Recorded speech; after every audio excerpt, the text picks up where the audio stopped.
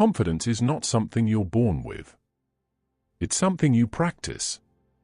And the people who seem confident all follow the same behaviors, whether they realize it or not. Here are 6 behaviors that will quietly but powerfully increase your confidence. Behavior 1. Keep promises to yourself. Every time you say you'll do something and don't, your self-trust drops. Think about it. How many times have you told yourself you'd wake up early, go to the gym, finish that project, or make that difficult phone call, only to let it slide? Each time that happens, your brain registers a failure. Not a moral failure. Just evidence. Evidence that you can't be trusted. Confidence is built when your brain learns one thing: I can rely on myself. And here's the thing, it doesn't matter how big or small the promise is. What matters is that you keep it.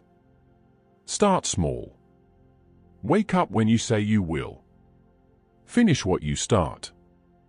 Skip the snooze button. Do the first 10 minutes of the task you've been avoiding. Even tiny wins compound into unshakable confidence.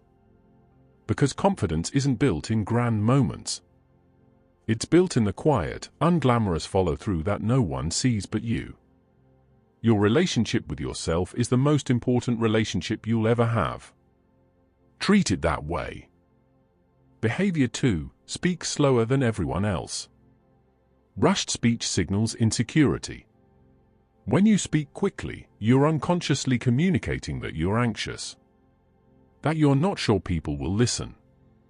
That you need to get your words out before someone interrupts or loses interest. Calm, slow speech signals control.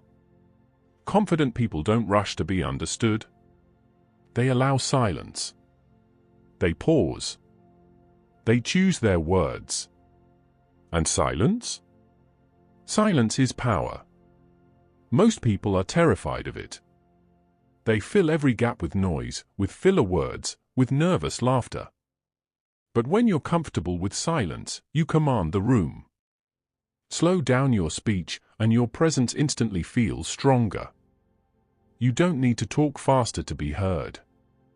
You need to talk slower to be felt. Try this in your next conversation. Pause for one full breath before answering a question. Notice how it changes the dynamic. Notice how people lean in. That's confidence. Behavior 3. Improve your posture and body language. Your body teaches your mind how to feel. This isn't motivational fluff. It's neuroscience.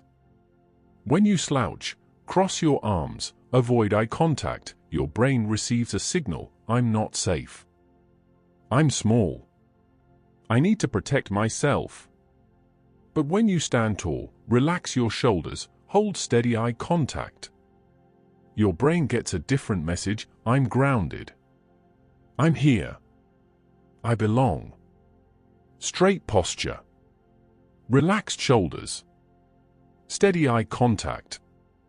Not aggressive. Not stiff. Just grounded. When your body looks confident, your mind follows.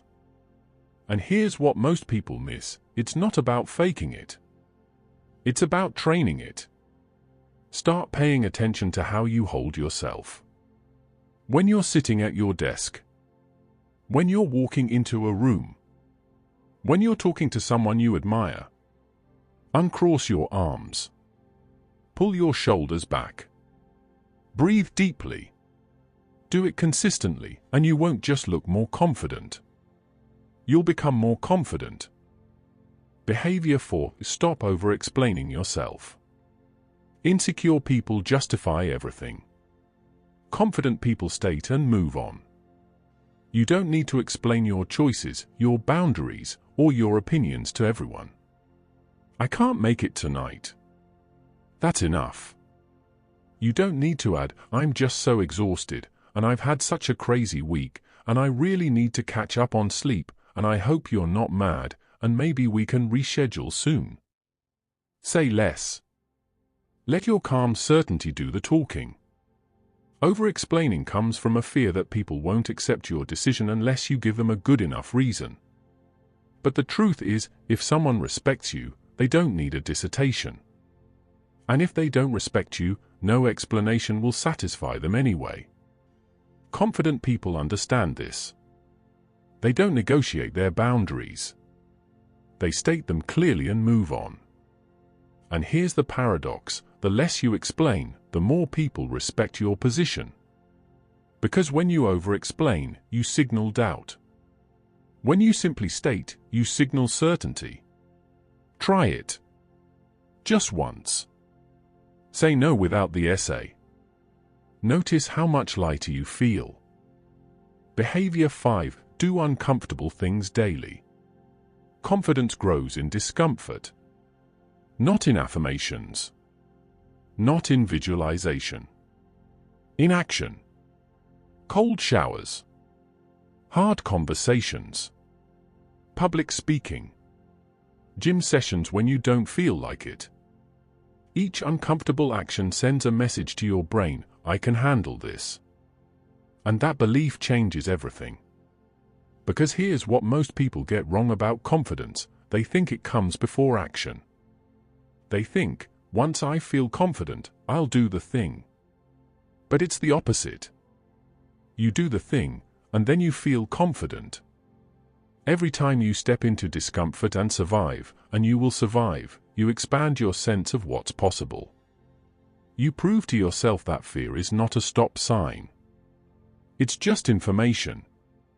And the more you do this, the more you realize discomfort is not the enemy. Discomfort is the training ground. So pick one thing. Just one.